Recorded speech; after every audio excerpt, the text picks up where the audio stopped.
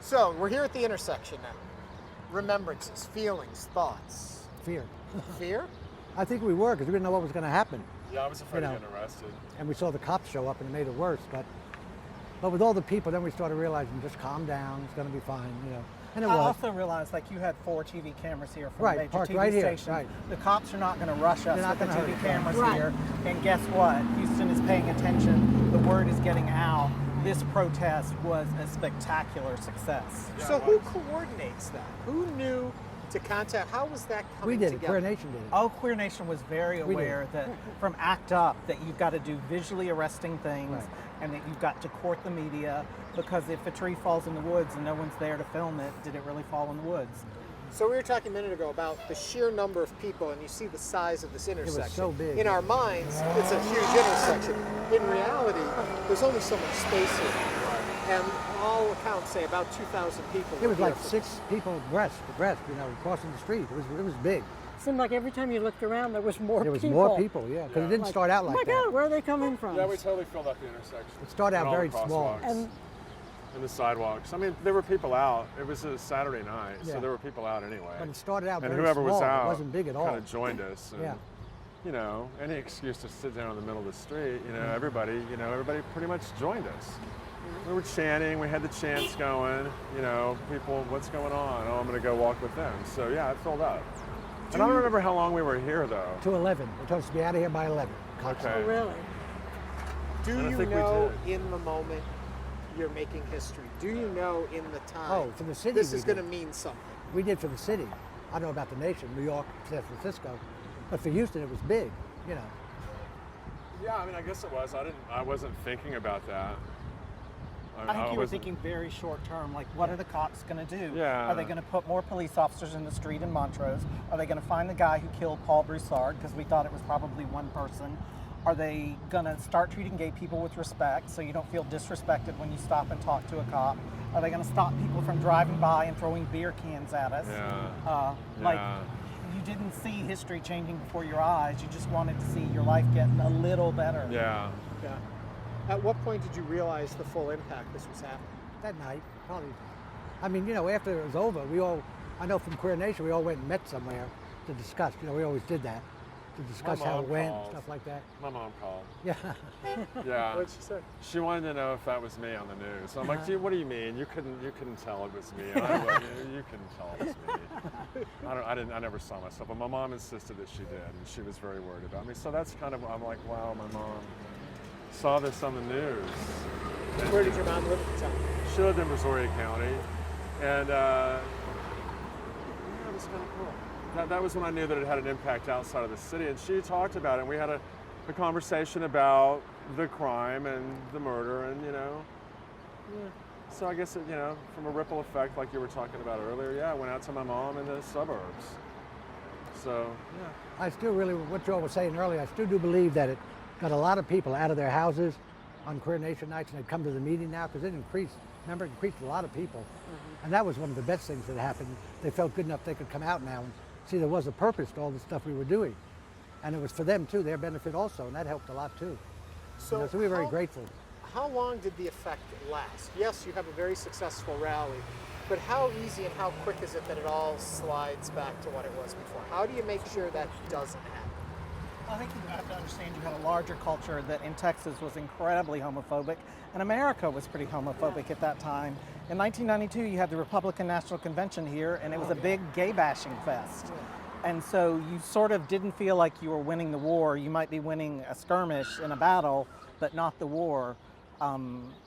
I think that where you really feel a sense of momentum was, and I think that the activism kind of paved the way for this. In 1999, the James Byrd hate crimes bill passed the state of Texas, and there was a huge political battle over would it mention sexual orientation, and James Byrd's family stood strong and said it must include sexual orientation and didn't sell the gay community down the river, and that felt like this has been a long march, but it was worth it.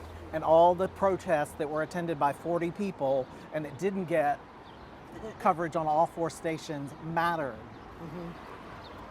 Am I wrong to assume that the Paul Broussard murder really was the flashpoint for the community? Is that, or am I putting too much emphasis on No, this one I think you're moment? right. I think it was. As far as I think change that went. crystallizes for you Right. in the way that the Black Lives Matter movement has seen when you see video of here's someone being murdered and the larger culture doesn't seem to care. And for me, it was like, here's a gay man who looks like me, who's my same age, and he's killed, and nobody seems to give a damn. And I think when you see it dramatized that starkly, you can't not take action. Does this in some way then make this intersection, I hate to use the term a high holy ground, a place where something changed? I mean, Well, it's still it's not like trashy looking. Stonewall or anything, which was really Right. the beginning of a movement. I mean, I think that this ennobled Queer Nation and ACT UP to start doing a lot more in the community with a lot more acceptance and a lot more help from the community. So it was a flashpoint as far as something like that went. It mobilized the gay community to protect ourselves after that. So it was a flashpoint for a little more activism within the community.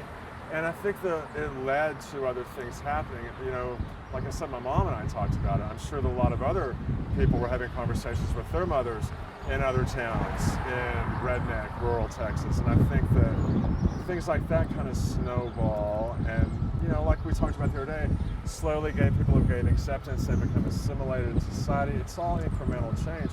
A flashpoint for what? I mean, what really big thing came out of this? What I'll say for me as a gay man was, you don't have to stay in the closet. You don't have to lie down while they kill you. You can come out. You can be vocal. You can go to city council. You can aggressively lobby your city council members, and you can see change happen. Yeah, absolutely. Yeah. You have to remember something also is that we did this in a time where everybody was devoting their time to AIDS. Yeah. It was right in the middle of the AIDS epidemic, Yeah, and absolutely. that There would was be a their lot of anger, excuse. Well, I don't a lot of have time to frustration. do this, because I'm going to deal with this person who's sick and stuff. I can't protest with you all.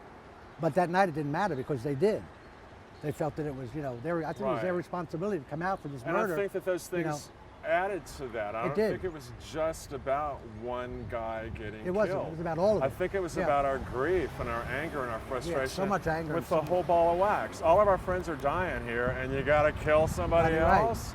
And the cops aren't doing anything. It was an amalgamation of all that stuff. And the county It wasn't doing just the anything, one and the thing. city wasn't doing anything. But that was the flashpoint, I guess, for getting pissed off enough to walk down the street Yeah. and getting on the news, and then things I do did think start what to happened change. also was the media coverage led to other things. Suddenly there was a columnist in the New York Times writing about Operation Vice Versa, where the Right. cops went undercover and got gay bashed. Right. Suddenly, I think it I was think that was more of a flashpoint than anything You for know those what? guys. It didn't matter because we were in the New York Times, we were in USA Today, we were in the Houston Chronicle, we were in the LA Times. This march was in all papers over the United States and on CNN. It was amazing, what had happened from this march.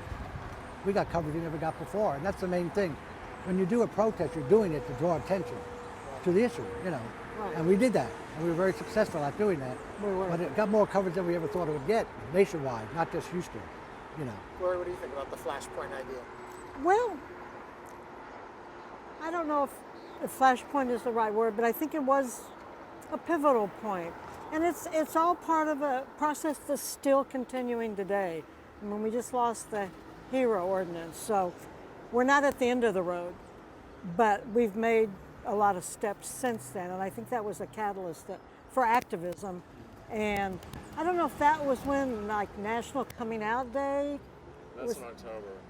but when did that start around that time? Huge party for National Coming Out Yeah. Day, and that was when National Coming Out Day was a political act and was Right, risky absolutely. because Yes. people did not want to come out and lose Coming their out was jobs. political in that Yeah. sense. And having a party and sort of celebrating. And I also remember as we were setting up for that coming out day party, you could hear the Anita Hill trials on the radio, and people had their car doors open. So as you were setting up, because the nation was riveted listening to Anita Hill, and there was a sense that change was happening, and that maybe the country wasn't only going to be run by heterosexual white males anymore, and the rules weren't always going to be their rules, that there could be social change that mattered, where women's voices were heard, where African American women's voices were heard like Anita Hill, and where gay voices could be heard.